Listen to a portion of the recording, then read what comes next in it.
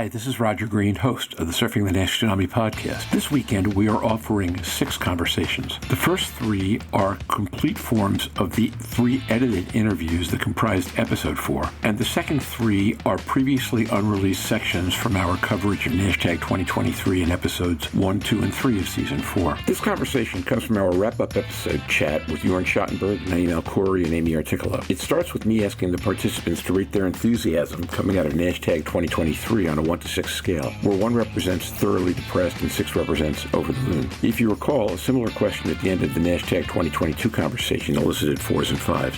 Well, this is different. This time, the answers range from my relatively conservative 6 to 6.5 or 7 from the rest. Their primary reason had to do with the idea that we now have 2 phase 3 drug trials that appear to have hit FDA's efficacy and safety standards, with resmetirom hitting the EMA's more challenging regress fibrosis while lowering NAS score standard. Jörn Schattenberg describes the implications of these results plus the advances we've made in non-invasive testing with the statement, it's doable and druggable. I comment, and Amy Articolo agrees, that the efficacy levels the 2 drugs have hit appear to leave significant room for new drugs and combination therapy to improve efficacy, thereby stimulating investment and even more energy in the field. From there, we go on to discuss the implications of what we're learning about the impact bariatric surgery can have on NASH, which is significant. Ultimately, this leaves Naim Alkhouri to make a comment Jörn Schattenberg describes as, and I quote, hitting it out of the park.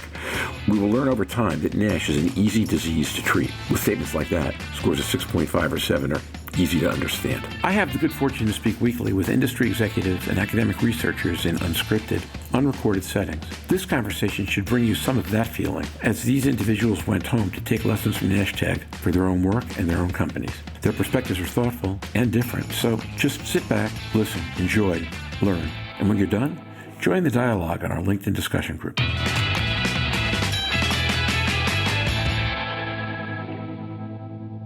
Last year in the NASH-TAG wrap-ups, I asked everybody a question, which was, I asked them on a 1 to 6 scale, rate their mood coming out of the meeting from 1 to 6, where 1 was thoroughly depressed and 6 was over the moon. And at that point, the question was about the fireside chat and are we making progress with regulatory? So I want to go back to that question 1 year later and see where do we rate ourselves now and why. And then I want to take a look at it again on the overall, on where you feel the vitality of this market is right now as compared to what was a year ago. Let's do regulatory first. Amy, I know what your score was last year. Amy Articolo. You know what? You answered this Roger, question, yeah, and I don't remember, so you'll have to tell me what I said. So yeah, but you've got to go first. Okay, I will happily go first. So I'm going to say my mood now is 6. It was 5 last year, folks. Okay. She called it, in fact, a solid 5 last year. All right. Yeah. I am I would say 6 plus. I mean, that's how invigorated I am about opportunities for us moving forward, particularly with the positive readout of Madrigal and Intercept and their steps moving forward, but also results from the Mosaic meeting and some of the dialogue and opportunities to explore. And the third reason I'm so really excited is because of the opportunities to do this as in a collaborative fashion with the consortium.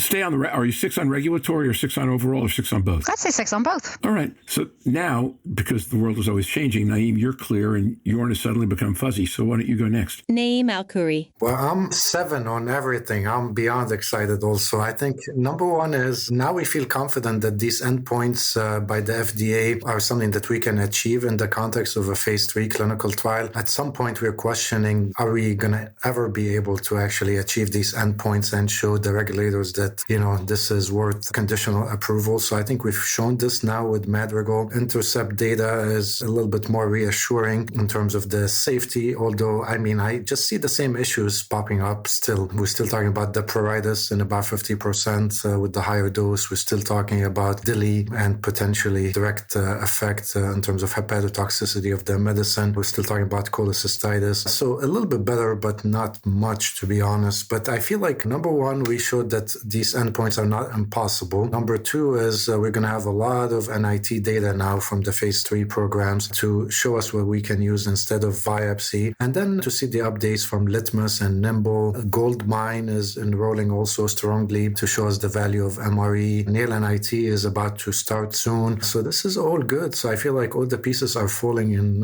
place, and I'm very happy. Jörn Schattenberg. And I normally like to take controversial standpoints, but I can't. I'm with Amy and Naim. I'll put it at 6.5, I guess. I full-heartedly agree. I know something that maybe wasn't there this time was the regulators, but as Amy said, there was an intense dialogue at Mosaics, and there were positive vibes around that. So I don't think you can have the regulators at your table every 4 weeks.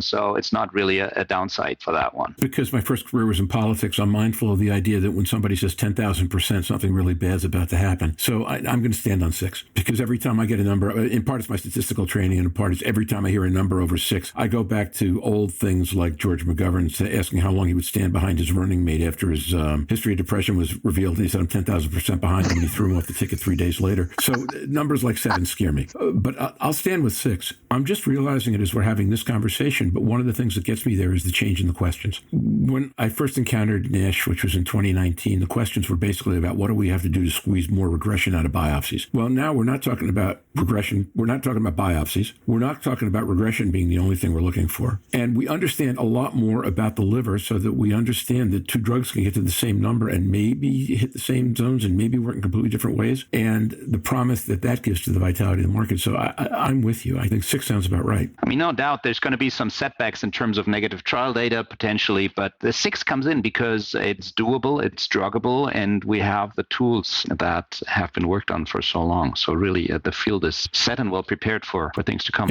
I agree with that. The other thing, and Amy, I'd love your feedback on this particularly, commercially I find attractive, is that the results of those first 2 tests say that we can get a drug over the finish line, and that there's an amazing amount of room left for innovation around modes of action, combination therapies, learning how to map the liver better, that people are going to be spoiled for choice about what to do first for years to come, I think. Roger, you're spot on. And certainly that's Novo Nordisk's aspiration as well. And looking at not what can, it's just the beginning, right, of, where we can positively impact patients' lives, and really thinking about, from a patient-centric approach, what diversity of mechanistic approaches are going to help amplify the patient's response, the patient's benefit. And I agree with the comments that Naim and Jörn had also said about it's not necessarily that patients should be started on something and that there should be some sort of taboo that they failed or they just failed to respond, but more of, that their course of disease at this time had them progressing. And so consideration for additional therapies or reflections on what type of therapies, also reflecting on combination potentials,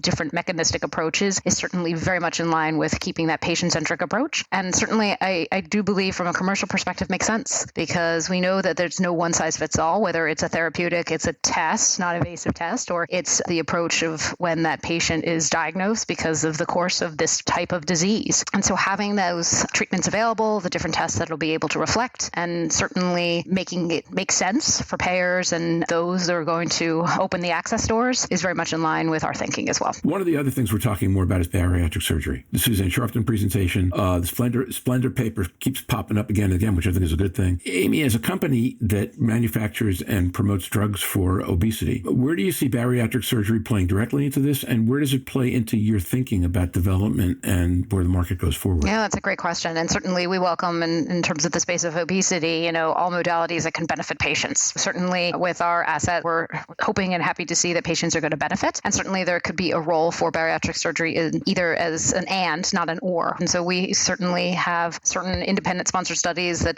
KOL, such as yourselves, have come to us and said, hey, what do you think about these kind of ideas? And certainly it's something of interest in the sense of looking at how can the patients be best managed. We know that certain patients will undergo surgery and then have regain, and there could be a benefit there for the therapeutic or medical intervention. It could be a combination of medical, lifestyle, as well as surgical. And so in terms of patient eligibility, it really depends on the individual patient. And our company certainly is very supportive of getting the patients the best treatments available. And we don't see it as an or, we see it as an and. I think bariatric surgery obviously is a great treatment option, but when it's all said and done, give it another 20 years, we're going to look at bariatric surgery the same way we think about drilling a hole in your head to treat headache. It's just too aggressive. And honestly, with drugs like semaglutide, tirzepatide, next generation, the initiation of treatment of obesity will happen way earlier in life. So the minute you start gaining weight because you went to college or, whatever, change in your life happened, you're going to get on these medications. We're not going to let people progress to BMI of 50 and 55. So we're going to treat earlier. And surgery is just too aggressive. I love, my bariatric surgery friends, and I work with them, and it's an effective treatment, but it's really life-altering. It has complications, and the acceptance is low by patients, not because they don't want to get better, because it is complicated, and it's not an easy solution, and it's not what we want to do. And the minute you have an alternative that's less invasive, we will go with it, whether it's bariatric endoscopy or the medications. But I think at the end of the day, the concept is there that if you induce robust weight loss, you're going to improve your NASH. When it's all said and done, also, we're all going to realize that NASH is actually an easy disease to treat. And I think we started this field on the wrong note, relying on histology, focusing on F3, F4 for a disease that should be treated like dyslipidemia, target early. We're going to get to a point of preventive hepatology. And at the end of the day, physicians are at two different ends of the spectrum. There are people that are so concerned about cost effectiveness and how to maintain status quo. And there are people that want to extend the lifespan of the human race and make sure people never die from liver disease. I tend to be on the second camp. I'm a very optimistic person, and we need to treat early and just make sure that no one is at cirrhosis early on. Obviously, it comes with a lot of costs, and this, brings so many issues, and we don't have unlimited amount of dollars, but this is aspirational. As we progress, we will get there. It may not be in my lifetime, but this is the goal at the end of the day. Oh, I'm sure we'll get there. And Roger, you got to make a note. I think Naim deserves a couple of grannies for his statements today. He just hit another home run. I would add that the costs and the availability of bariatric surgery are something that's limiting it. But I'd like his quote that NASH is actually an easily treatable disease. And I agree, we're just looking at an entity or an outcome that's just difficult to assess for that disease at this time. Jörn, as I was listening to that, I was A, thinking you're right, he's hitting it out of the park. B, I love that statement. And C, I was asking myself how Louise would feel about the phrase preventive hepatology as compared to it should never get near a hepatologist in the first place. Other than that, Naim, I think we're all standing beside you or behind you and saluting on that one. I think that sounds dead right. And now, back to Roger. We hope you've enjoyed this recording. If you have any questions or comments about the content of this conversation or the entire episode, please put them in the review section of the page from which you downloaded this conversation, or if that doesn't work, send an email to questions@surfingnash.com. We'll be back next week with our first non-NASH-TAG content of 2023. So until then, stay safe, surf on. We'll see you on the podcast. Bye-bye now.